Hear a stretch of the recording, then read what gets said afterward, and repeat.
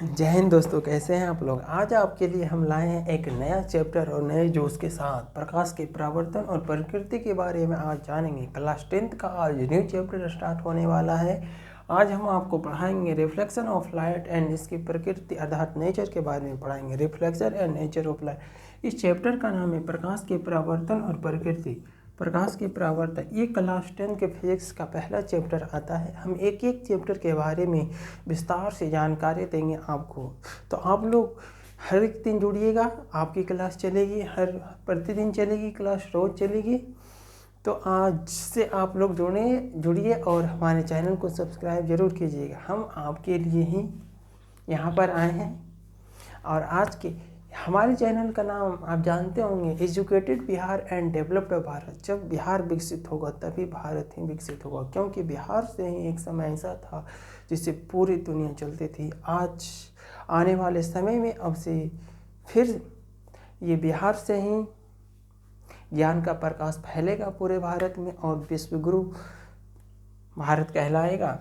तो देखिए कि आज हम प्रकाश के परावर्तन और प्रकृति के बारे में जानते हैं। क्लास 10th का सबसे महत्वपूर्ण चैप्टर है। इससे परीक्षा में जो है अच्छा खासा क्वेश्चन पूछ लिया जाता है।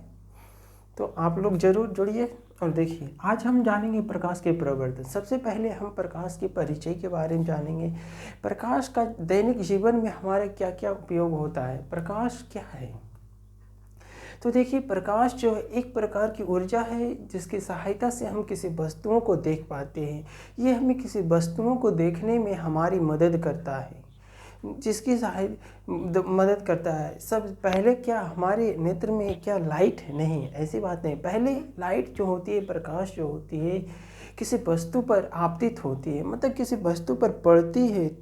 फिर अब वो उस वस्तु से प्रकाश परावर्तित होता है, यानी वहाँ से जब उस वस्तु पर प्रकाश पड़ती है अर्थात आपतित होती है वस्तु पर, तो वहाँ से वो लाइट रिफ्लेक्ट होती है अर्थात वहाँ से परावर्तित होती है। वहाँ से रिफ्लेक्ट होने के बाद हमारे नेत्रों पर आती है, फिर वो वस्तु हमें दिखाई देने लगती है। तो आज हम इसी के बारे में चर्चा करेंगे। ये एक बहुत अच्छा चैप्टर है, आपको पढ़ने में भी बहुत मज़ा आएगा।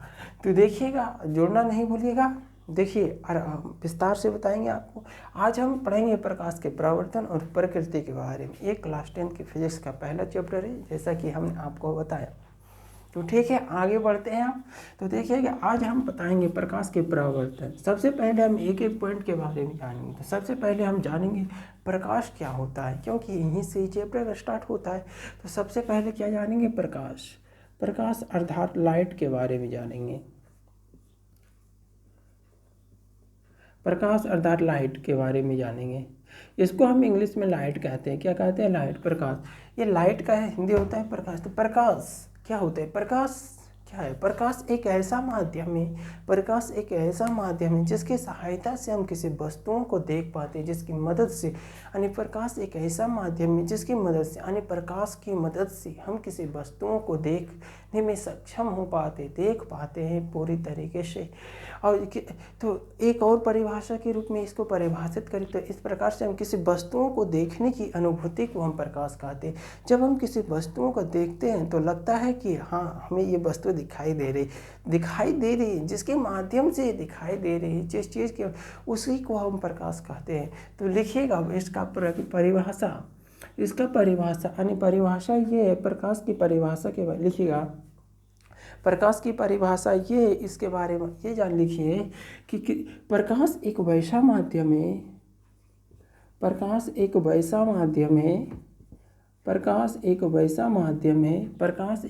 माध्यम है जिसकी सहायता से, प्रकाश एक वैसा माध्यम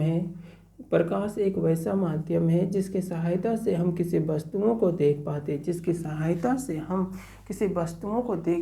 किसकी सहायता से, यानी प्रकाश की सहायता से हम किसी वस्तुओं के क्या होते, देखने में सक्षम हो पाते, देख पाते हैं।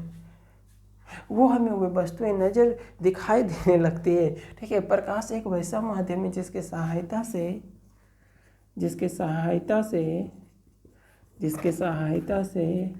हम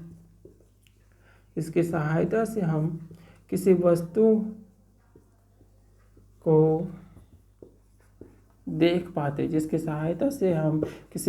को देख पाते, हैं, उसे प्रकाश जिसकी सहायता से प्रकाश एक वैसा माध्यम है जिसकी सहायता से एक ऐसा माध्यम है जिसकी सहायता से हम किसी वस्तुओं को देख पाते हैं। या एक और परिभाषा लिखिए, किसी वस्तुओं को देखने की अनुभूति को प्रकाश कहते हैं। तो पहला परिभाषा ये हुआ कि किसी वस्तुओं को देखने की नहीं, प्रकाश एक वैसा माध्यम है जिसकी सहायता से हम किसी वस्तुओं को देख पाते हैं, उसे प्रकाश कहते हैं। ठीक है, एक और परिभाषा साथ में लिखिएगा, नीचे पैराग्राफ चेंज कर लिखिएगा, किसी वस्तुओं को देखने की अनुभूति को, किसी वस्तुओं को देखने की अनुभूति को प्रकाश कहते, किसी वस्तुओं के देखने की अनुभूति को प्रकाश कहते, किसी वस्तुओं को देखने की अनुभूति, किसी वस्तुओं को देखने की अनुभूति को, किसी वस्तुओं को देखने की अनुभूति को प्रकाश कहते हैं। किसी वस्तुओं को देखने की अनुभूति को प्रकाश, किसी वस्तुओं को देखने की अनुभूति को प्रकाश कहा जाता है। किसी वस्तुओं को देखने की अनुभूति, किसी वस्तुओं को देखने की अनुभूति को क्या कहा जाता है? किसी वस्तुओं को देखने की अनुभूति को प्रकाश कहा जाता है। किसी वस्तुओं को देखने की अनुभूति को प्रकाश कहा जाता है। इसे लिखते भी जाइएगा आप लोग साथ में धीरे धीरे। किसी वस्तुओं को देखने की अनुभूति को प्रकाश कहा जाता है। तो देखिए विद्यार्थी, हमने कहा किसी वस्तुओं को देखने, प्रकाश क्या है? साथ में हमने बताया कि प्रकाश एक प्रकार की ऊर्जा है। प्रकाश जिसके सहायता से हम किसी वस्तुओं को देख पाते हैं, यह एक अद्भुत ऊर्जा है जिससे हम अपने आसपास की पूरी दुनिया को क्या करते हैं, देखने पाने में सक्षम होते। इधर देखते, देखो इधर किताब दिखाई पड़ रहा है, इधर देखो दरवाज़ा है, आगे आपकी मोबाइल है जिससे आप कैमरा देख रहे। तो हम अपने आसपास की जितनी भी चीज़ें पड़ी होती है, वस्तुएं होती है, हम उन्हें देख पाने में सक्षम होते हैं। किसकी सहायता से? प्रकाश की सहायता से हम ये सभी देख पाते हैं। ठीक है, तो और आगे लिखिएगा, प्रकाश एक प्रकार की ऊर्जा है।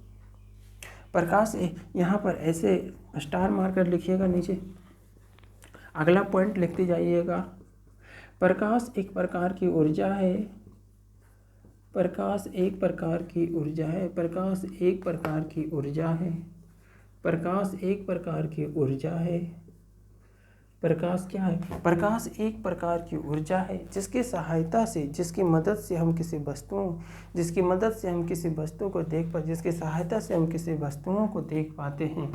प्रकाश एक, आप इसे जिस तरीके से डिफाइन करना चाहेंगे वो कर सकते हैं। ऊपर में जो परिभाषा हमने लिखा है उसका मतलब भी वही है, इसका मतलब भी यही है।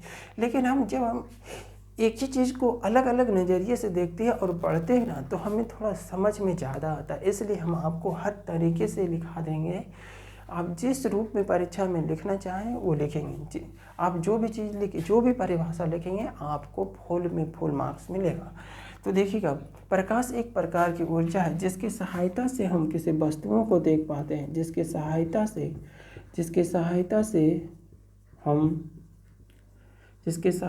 हम किसी वस्तुओं को देख पाते हैं, जिसकी सहायता से हम किसी वस्तुओं को क्या कर पाते हैं, जिसकी सहायता से हम किसी वस्तुओं को देख पाते हैं। प्रकाश एक प्रकार की ऊर्जा है। प्रकाश एक प्रकार की ऊर्जा है जिसकी सहायता से हम किसी वस्तुओं को देख पाते। प्रकाश विद्युत चुंबकीय तरंग के रूप में संचरण करती है, मतलब चलती है, गमन करती है। प्रकाश किस रूप में जो है, आगे देखिए, प्रकाश किस रूप में जो है गमन करती है, यानी संचरण करती है, एक माध्यम से दूसरे माध्यम में संचरण, तब विद्युत चुंबकीय तरंग के रूप में चलती है। प्रकाश विद्युत चुंबकीय तरंग के रूप में, प्रकाश सीधी रेखा में गमन करती है। ये सभी प्रकाश की विशेषता है। प्रकाश है तो इसकी कुछ तो गुण होंगे, प्रॉपर्टी होंगे ना भाई। कुछ तो प्रकाश को पहचानने का तो कोई तरीका तो होगा ना कि यही प्रकाश है। तो वही होता है प्रॉपर्टीज, गुण। प्रकाश एक प्रकार की ऊर्जा है जिसकी सहायता से हम किसी वस्तुओं को देख पाते। प्रकाश विद्युत चुंबकीय तरंग के रूप में चलती। प्रकाश किस रूप में चलती, किस फॉर्म में चलती? प्रकाश विद्युत चुंबकीय तरंग के रूप में चलती है। लिखिएगा, प्रकाश विद्युत चुंबकीय तरंग के रूप में चलती। प्रकाश विद्युत चुंबकीय तरंग के रूप में चलती। प्रकाश विद्युत चुंबकीय तरंग के रूप में चलती है। प्रकाश हमेशा सीधी रेखा में गमन करती है। प्रकाश हमेशा, प्रकाश सीधी रेखा में गमन कर, प्रकाश हमेशा किस, हमेशा सीधी, यानी प्रकाश हमेशा सीधी रेखा में गमन करती है। प्रकाश हमेशा सीधी रेखा में, प्रकाश हमेशा सीधी रेखा में गमन करती है। प्रकाश हमेशा किस फॉर्म में गमन करती है? प्रकाश हमेशा सीधी। तो देखिए हम आपको एक एक चीज़ के विस्तार से ही बताएंगे, बस आप लोग देखते जाइएगा, क्लास सही ढंग से देखिएगा, आपको ज़रूर समझ में आएगा। तो देखिए हमने लिखा प्रकाश एक प्रकार की ऊर्जा है जिसकी सहायता से हम किसी वस्तुओं को देख पाते हैं।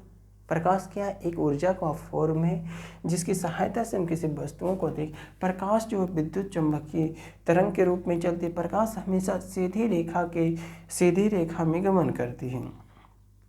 प्रकाश से जिसके सहायता से हम किसी वस्तुओं को देख, प्रकाश जिसकी सहायता से हम, प्रकाश विद्युत चुम्बकीय तरंग के रूप में चलती है। प्रकाश हमेशा सीधी रेखा में गए।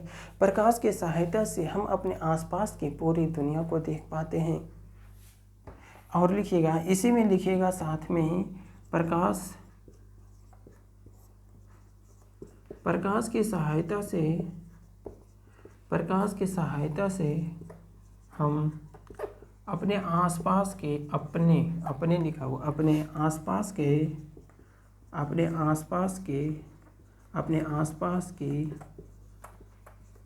पूरी दुनिया, अपने आसपास की पूरी दुनिया को देख पाते हैं। अपने आसपास की पूरी दुनिया को क्या करते हैं? देख। अर्थात हम क्या कहने का मतलब, आसपास की पूरी दुनिया मतलब आसपास की पूरी दुनिया को देख पाने का मतलब ये कि आसपास की जो दुनिया में जो वस्तुएं रखी है, कुछ जो भी चीज़ रखे हैं, जो चीज़ भी हमें दिखाई पड़े, उन सभी चीज़ों को हम क्या अपने आसपास की दुनिया को देख पाते हैं। कहने का मतलब है अपने आसपास की जो वस्तुएं हैं, टेबल हैं, कुर्सियाँ हैं, चेयर, जो भी चीज़ें हैं, सब को हम देख पाते हैं। यही इस लाइन का मतलब है। प्रकाश की सहायता से हम अपने आसपास की पूरी दुनिया को क्या कर पाते हैं? देख पाते हैं। तो आप लोग जो है इसे ज़रूर लिखिएगा।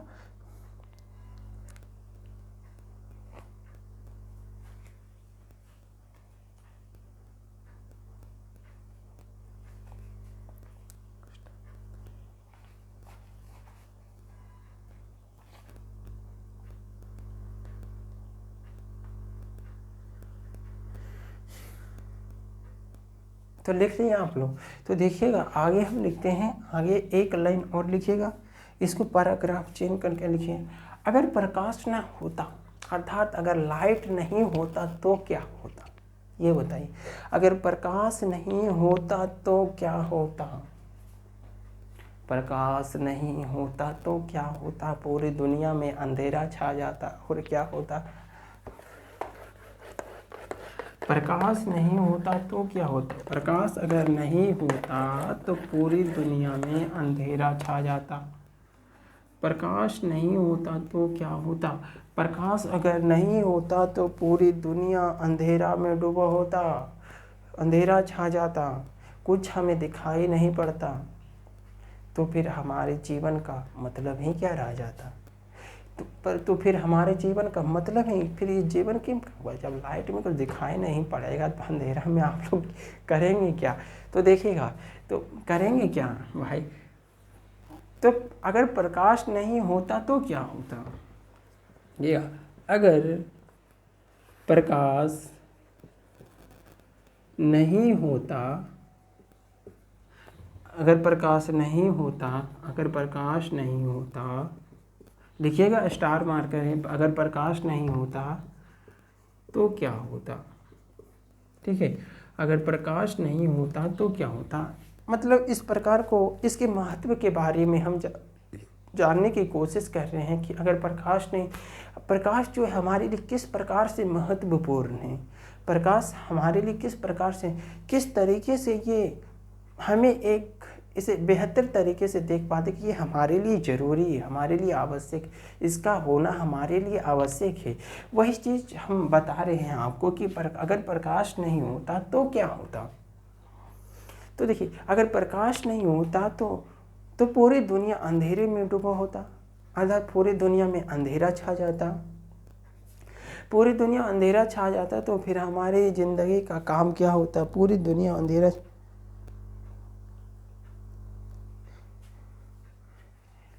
तो हमने आप लोगों को ये भी बताया, हमने आपको बताया कि अगर प्रकाश नहीं होता तो क्या होता, अगर प्रकाश नहीं होता तो पूरी दुनिया में, तो क्या हम पूरी दुनिया में अंधेरा छा जाता और हम कुछ नहीं देख पाते। इसलिए देखने के लिए ही है जो प्रकाश आया है। प्रकाश अर्थात यह हमारे जीवन के लिए और हमारे पर्यावरण के लिए भी एक महत्वपूर्ण हिस्सा बन जाता है।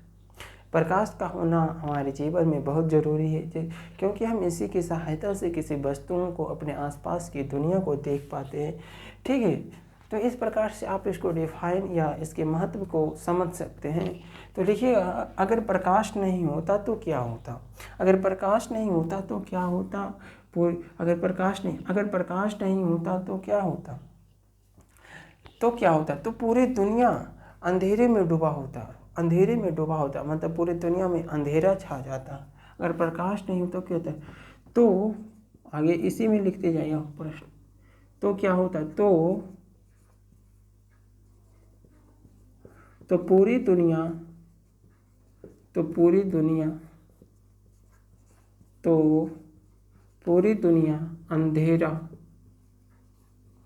अंधेरा में डूबा होता। तो पूरी दुनिया किसमें, अंधेरा में डूबा होता। अगर प्रकाश नहीं होता तो क्या होता, तो पूरी दुनिया जो है अंधेरा में डूबा होता, पूरी दुनिया में अंधेरा छा जाता। या तो अगर प्रकाश नहीं होता तो क्या, तो पूरी दुनिया में अंधेरा में डूबा होता और हम कुछ नहीं देख पाते। और तो पूरी दुनिया अंधेरा में डूबा होता और कुछ नहीं देख पाते, और हम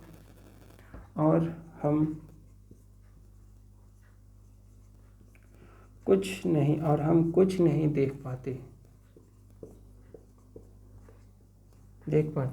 और हम कुछ नहीं देख। अगर प्रकाश नहीं होता तो क्या होता, तो पूरी दुनिया अंधेरा में डूबा होता और हम कुछ नहीं देख पाते। इसलिए प्रकाश हमारी जीवन और हमारे पर्यावरण के लिए एक महत्वपूर्ण हिस्सा है, और कुछ नहीं देखते। इसलिए अगर प्रकाश नहीं होता तो क्या, तो पूरी दुनिया अंधेरा में डूबा होता और हम कुछ नहीं देख पाते। इसलिए प्रकाश हमारे जीवन और पर्यावरण के लिए, हमारे जीवन और पर्यावरण के लिए एक महत्वपूर्ण है। इसलिए प्रकाश हमारे जीवन और पर्यावरण के लिए बहुत ज़रूरी है, या पर्यावरण का एक महत्वपूर्ण हिस्सा है, पर्यावरण के लिए बहुत ही आवश्यक है, हमारे जीवन के लिए बहुत, कुछ भी लिखे सही है। इसलिए प्रकाश हमारे जीवन और पर्यावरण के लिए क्या है, महत्वपूर्ण हिस्सा है, पर्यावरण के लिए महत्वपूर्ण हिस्सा है, या पर्यावरण के लिए ज़रूरी है। तो फिर हमारे जीवन को कोई वैल्यू ही नहीं रह जाता भाई, प्रकाश नहीं, कुछ देखते ही नहीं, क्या इस दुनिया में आकर झूठ का, चलो जाओ यहाँ से। अगर प्रकाश नहीं होता तो क्या होता, पूरी दुनिया में डूबा होता तो हम कुछ नहीं देख पाते। इसलिए प्रकाश हमारे जीवन और पर्यावरण के लिए महत्वपूर्ण हिस्सा। अब अगला हेड इसको लिख लीजिएगा। अब आगे हम जानेंगे प्रकाश के एक महत्वपूर्ण सिद्धांत के बारे में, जिसे हम प्रकाश का ऋजु रेखीय संचरण सिद्धांत कहते हैं। प्रकाश का ऋजु रेखीय, ऋजु का मतलब होता है सरल रेखा, सरल, ऋजु मतलब सरल, ऋजु का मतलब 180 डिग्री। आप लोग मैथ में ऋजु कोण होता है ना, 180 डिग्री का कोण होता है। ऋजु रेखीय मतलब रेखा, ऋजु रेखीय सरल रेखा। प्रकाश का आधा, प्रकाश जो है यहाँ पर ये बात स्पष्ट हो रहा है कि प्रकाश जो है, इस सिद्धांत से ये तो जरूर पता चलेगा कि प्रकाश जो है सीधी रेखा में गमन करेगी। सिद्धांत की जो लाइन है, जो हेडिंग है, इस बात से तो हमें बिल्कुल ये पता चलेगी प्रकाश जो है, इससे क्या पता चलेगी, प्रकाश हमेशा सीधी रेखा में गमन करेगी। तो वास्तव में ये सिद्धांत यही बताने की कोशिश करता है कि प्रकाश जो है हमेशा सीधी रेखा में गमन करती है। ये सिद्धांत यही बताने का कोशिश करता है। आपने बिल्कुल सही समझा। तो देखिए, अब हम जानेंगे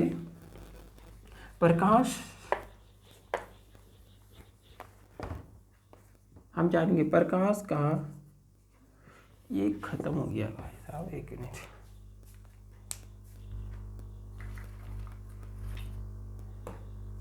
अब हम लोग जानेंगे प्रकाश का ऋजु रेखीय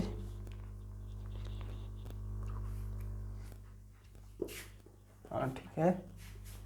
अब हम लोग जानेंगे प्रकाश का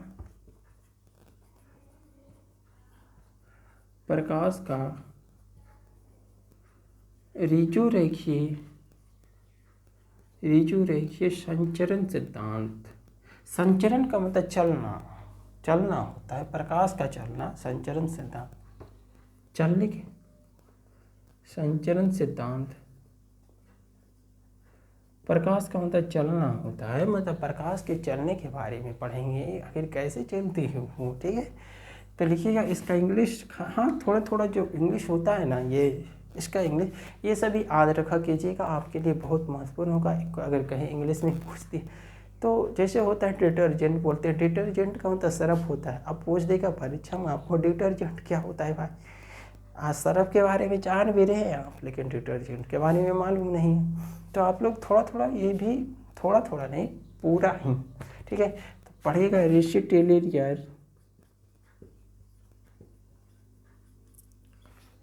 रेसिटिलिनियर propagation of light, propagation of light, propagation. तो प्रकाश का ऋजु रेखीय संचरण सिद्धांत क्या कहता है? प्रकाश का ऋजु रेखीय संचरण सिद्धांत हमें बताने की ये कोशिश करती है कि प्रकाश जो है हमेशा सीधी रेखा में गमन करती है। यानी प्रकाश जो है अगर एक माध्यम में, जैसे हवा है, पानी है तो पानी है, किसी एक माध्यम में, मतलब इसमें माध्यम चेंज नहीं होना चाहिए। प्रकाश का ऋजु रेखीय संचरण तो ये जरूर कहती है प्रकाश हमेशा सीधी रेखा में गमन करती है, इसमें हमें कोई आपत्ति नहीं है। और प्रकाश जो है जब सीधी रेखा में गमन करती है तो वो प्रकाश एक दूसरे को प्रतिच्छेद नहीं करती, अर्थात वो प्रकाश एक दूसरे को नहीं काटती है। यानी प्रकाश की किरण जब चलती है तो वो सीधी रेखा में निश्चित रूप से गमन करती है, लेकिन प्रकाश की किरणें जो है एक दूसरे को प्रतिच्छेद नहीं करती है। कहने का मतलब ये थे, प्रकाश की किरणें जो है सीधी रेखा में गमन करती है, प्रकाश की किरणें सीधी रेखा में गमन करती है, लेकिन प्रकाश की किरणें एक दूसरे को प्रतिच्छेद नहीं करती। प्रकाश का ये जो गुण है, प्रकाश का ये जो गुण है, यही गुण प्रकाश का ऋजु रेखीय संचरण सिद्धांत की वास्तविकता को बताता है और इसके बारे में बताता है। मतलब प्रकाश का यही गुण, प्रकाश के इसी गुण को प्रकाश का ऋजु रेखीय संचरण सिद्धांत कहते हैं। यानी जब हमने कहा कि प्रकाश हमेशा सीधी रेखा में गमन करते हैं, तो इसमें हम इस बात से हमें कोई आपत्ति नहीं। जैसे हवा है तो हवा में अगर प्रकाश को छोड़ दिया, मतलब प्रकाश बल्ब लाइट को बारा, तो प्रकाश जब हम इसमें प्रकाश को जब हम हवा में देखते हैं तो प्रकाश इस माध्यम में, एक माध्यम में, हवा माध्यम में जो है वो हमेशा सीधे ही चलेगी, यहाँ पर चलेगी और वो एक दूसरे को प्रति। लेकिन जैसे ही प्रकाश हवा से पानी में चला गया, पानी से हवा में चला गया, पानी से कांच में चला गया, कांच से पानी में चला गया, तो इस स्थिति में माध्यम का बदलना प्रकाश की दिशा को बदलने के समान माना जाता है, माना नहीं जाता है, हो ही जाता है। यानी जब हम प्रकाश के माध्यम को बदलते हैं, प्रकाश जैसे हवा से पानी में प्रकाश जा रहा है, हवा से कहाँ जा रहा है, प्रकाश पानी में जा रहा है।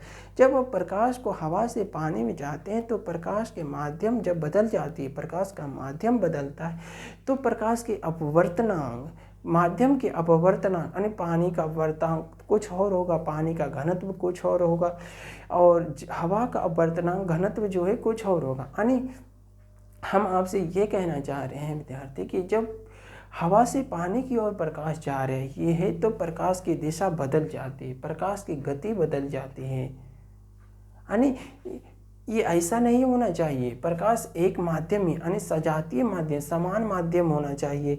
हवा है तो हवा ही होना चाहिए, हवा का वर्तनांक यहाँ भी इतना ही है तो वहाँ भी उतना ही रहेगा। लेकिन जैसे हवा से, अगर प्रकाश हवा से पानी में जा रही है तो क्या होता है, इस स्थिति में ये माध्यम सजातीय न होकर असजातीय हो जाती है, क्योंकि यहाँ पर जो है हवा का वर्तनांक और घनत्व, हवा ये जो भौतिक गुण हो जाते हैं माध्यम के, वो बदल जाते हैं, जिसके कारण प्रकाश की दिशा और और गति क्या होती है, बदल जाती है।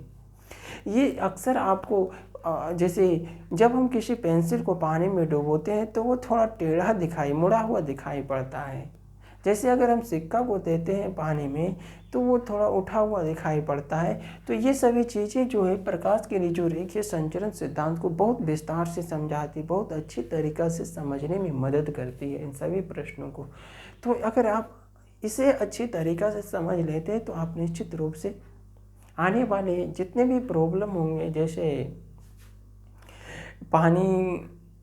पानी में जो है, अगर हम किसी पेंसिल को पानी में डालते हैं तो वो मुड़ा हुआ क्यों दिखाई प्रतीत होता है, अगर हम किसी सिक्का को पानी में डालते हैं तो वो थोड़ा तल से ऊपर उठा हुआ क्यों दिखाई पड़ता है। ये सभी प्रश्नों के जवाब और बहुत सारे प्रश्नों के जवाब आपको यहीं से मिल जाएंगे। जब आप इसको समझ लेंगे अच्छी तरीके से तो लगभग प्रकाश का परावर्तन चैप्टर के आधे से ज़्यादा क्वेश्चन सोल्व हो जाएगा। तो देखिएगा प्रकाश का ऋजुरेखीय सिद्धांत क्या कहता है, लिखिएगा। प्रकाश का ऋजुरेखीय संचरण सिद्धांत यह बताता है कि प्रकाश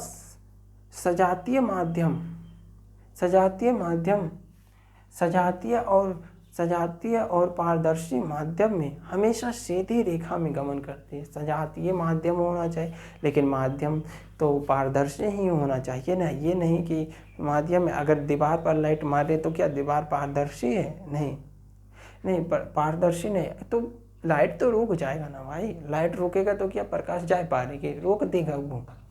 तो ऐसा नहीं होना चाहिए। तो प्रकाश का ऋजुरेखीय संचरण सिद्धांत हमें ये बताने की कोशिश करता है कि प्रकाश हमेशा सीधी रेखा में, ये एक दूसरे के प्रतिच्छेद नहीं करती है। प्रकाश के इस गुण को हम क्या कहते हैं, प्रकाश का ऋजुरेखीय संचरण। तो लिखिएगा प्रकाश का ऋजुरेखीय संचरण सिद्धांत, प्रकाश का ऋजुरेखीय संचरण सिद्धांत लिख लीजिएगा खुद से। प्रकाश का ऋजुरेखीय संचरण सिद्धांत हमें यह बताता है कि प्रकाश का ऋजुरेखीय सिद्धांत हमें यह बताता है कि प्रकाश सजातीय और पारदर्शी माध्यम में प्रकाश सजातीय और पारदर्शी माध्यम में प्रकाश का ऋजुरेखीय संचरण सिद्धांत हमें यह बताती है कि प्रकाश सजातीय और पारदर्शी माध्यम में हमेशा सीधी रेखा में गमन करती है। फुल स्टॉप लगाइएगा और आगे इसी में लिखते जाइएगा।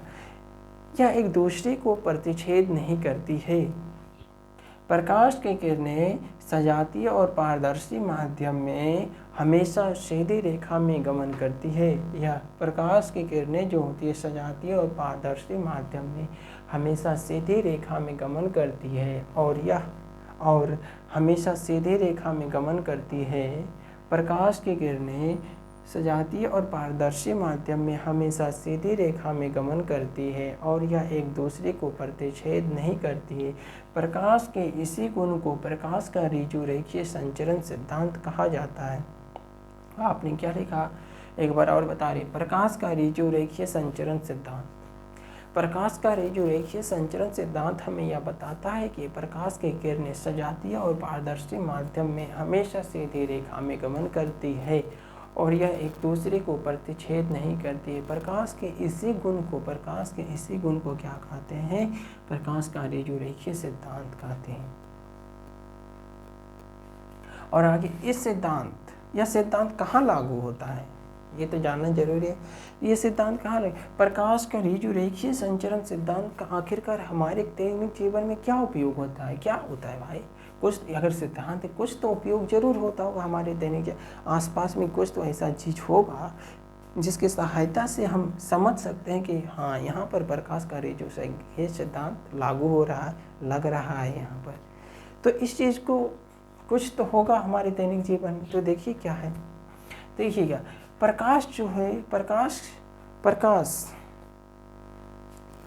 प्रकाश किसी बाधा या माध्यम में परिवर्तन के बिना सीधी रेखा में गमन करती है। अर्थात कहाँ प्रकाश, इसी में लिखिएगा पैराग्राफ चेंज करके,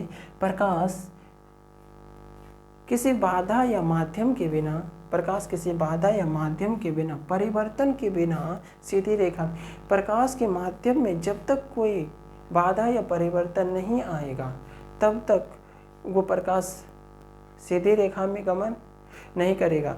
अर्थात कहना ये चाह रहे कि प्रकाश के माध्यम, अगर एक माध्यम हवा माध्यम है, जब तक उसके बीच में कोई बाधा नहीं आता है, जब तक अगर बाधा आ जाता है तो प्रकाश तो वहीं अपना माध्यम बदल लेगा, या अगर कोई दीवार तो प्रकाश वहीं लौटेगा या परावर्तित कर देगा।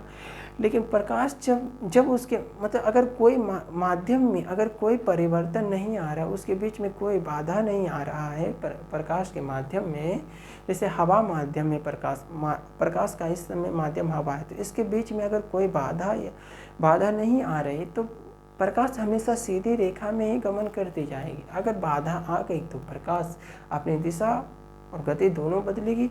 वही चीज़ है, तो लिखिएगा पैराग्राफ चेंज। प्रकाश किसी बाधा या माध्यम में परिवर्तन के बिना कोई परिवर्तन नहीं होता है, माध्यम में परिवर्तन के बिना सीधी रेखा में गमन करती है। आगे लिखिएगा प्रकाश किसी बाधा अरे भाई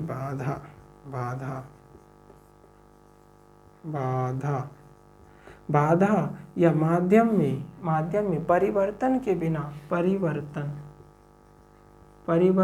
बिना सीधी रेखा में गमन करती है।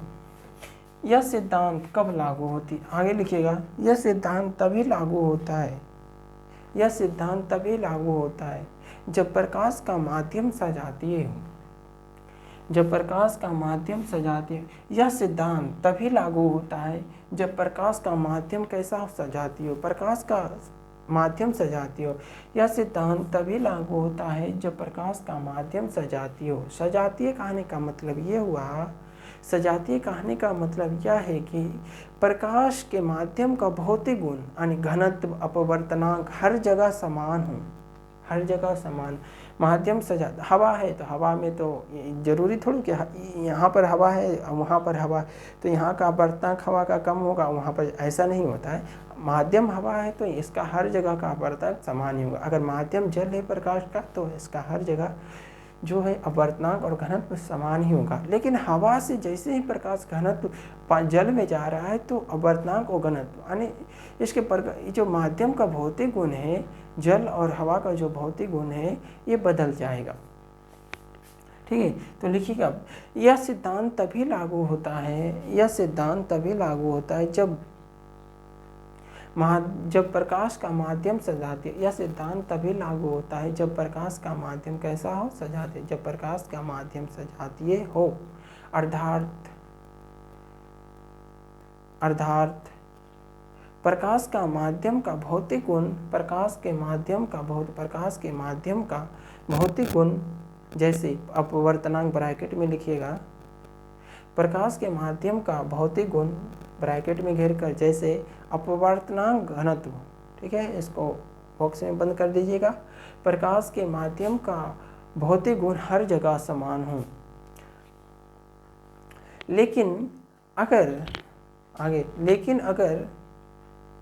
सजातीय माध्यम समान नहीं है, लेकिन अगर सजातीय माध्यम समान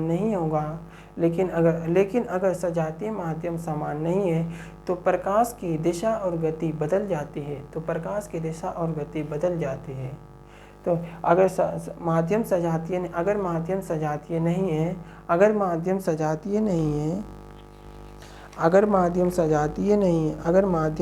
है तो प्रकाश की दिशा और गति क्या होती है? यदि माध्यम सजातीय नहीं है तो प्रकाश की दिशा और गति बदल जाती है, क्योंकि माध्यम का अपवर्तनांक और घनत्व बदल जाता है। क्यों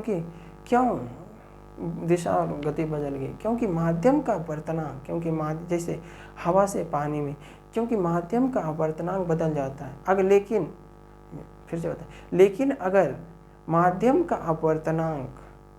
लेकिन अगर माध्यम सजातीय नहीं है तो प्रकाश की दिशा और गति बदल जाती है, क्योंकि माध्यम का अपवर्तनांक और घनत्व समान नहीं है, हर जगह समान है। क्योंकि माध्यम का अपवर्तनांक और घनत्व हर जगह समान नहीं है। क्योंकि माध्यम का अपवर्तनांक हर जगह समान नहीं। जैसे हवा से पानी, हवा का अपवर्तनांक कुछ और है।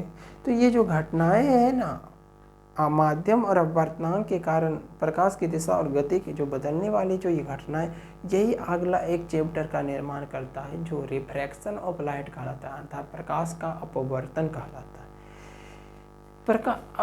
हम जानेंगे कि प्रकाश का ऋजु रेखीय संचरण सिद्धांत है।